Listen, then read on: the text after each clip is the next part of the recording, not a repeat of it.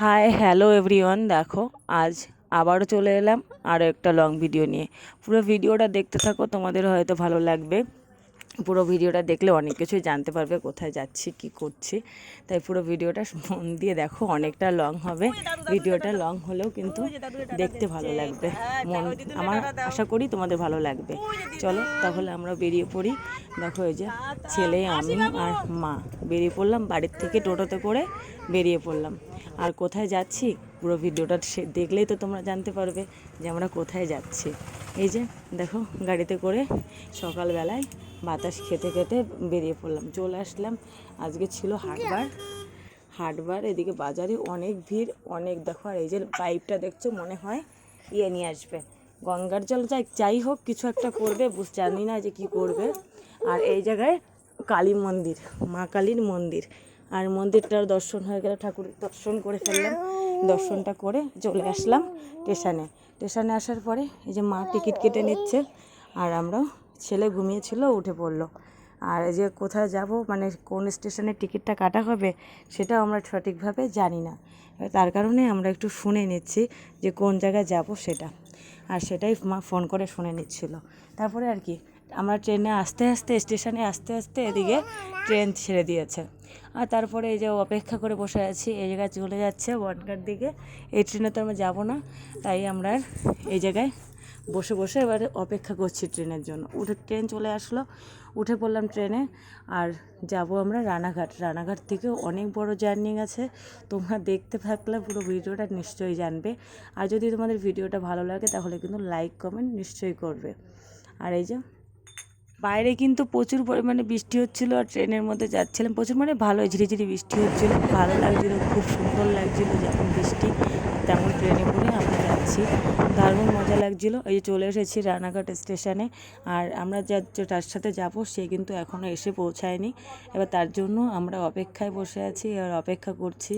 আমি, মা, ছেলে তিনজনা মিলেই রানাঘাট স্টেশনে ঘুরছি, বসে দাঁড়িয়ে আছি যে কখন আসবে তখন আমরা যাব। তার জন্য অপেক্ষা করছিলাম। তারপরে চলে আসলো সেই দিদিটা, আর দেখো দিদির সাথে গল্প করছি। দিদিকে দেখে তো অবাক হয়ে গেছি যে দিদি এসেছে। ওই দিদি আমাদেরকে নিতে এসেছিলো, আর সেই কারণে আমরাও আসছিলাম, আর খুবই গল্প করছিলাম যে দিদিকে তেমন চিনতে পারছিলাম না আগের মতো।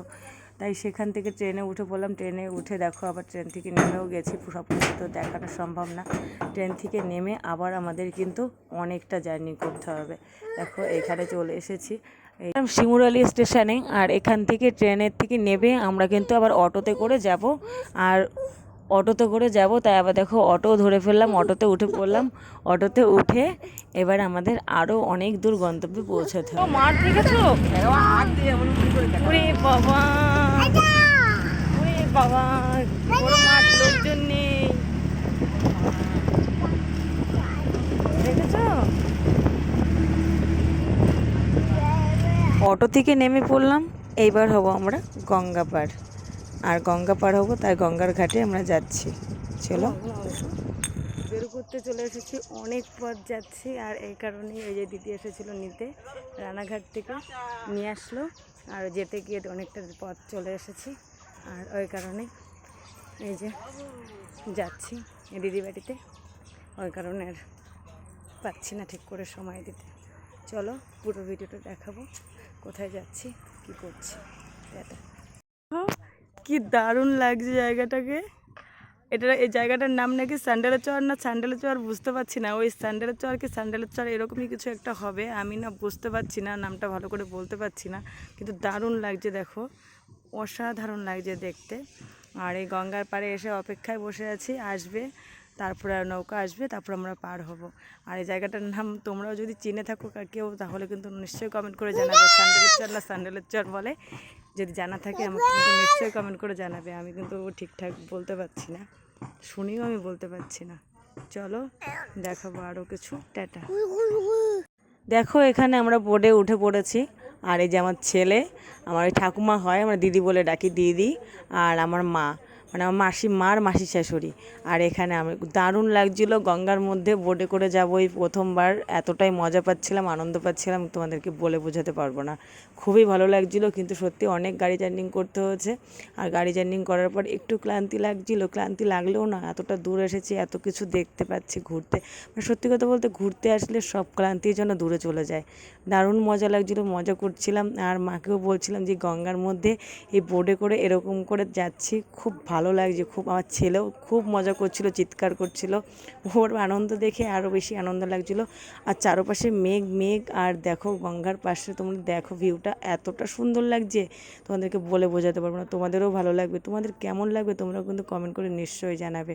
আর ভিডিওটার মধ্যে আমার এই গঙ্গার মাঝখানে দেখো আমরা বোটে করে চলে এসেছি মাঝখানে, আর চারপাশের ভিউটা এতটা সুন্দর, আকাশে মাঝে মাঝে মেঘ, মাঝে যে মেঘ নেই, এতটা দারুণ লাগছে তোমাদেরকে কি বলবো। আর তাই আমি খুবই আনন্দ করলাম, খুবই আনন্দ পেয়েছি।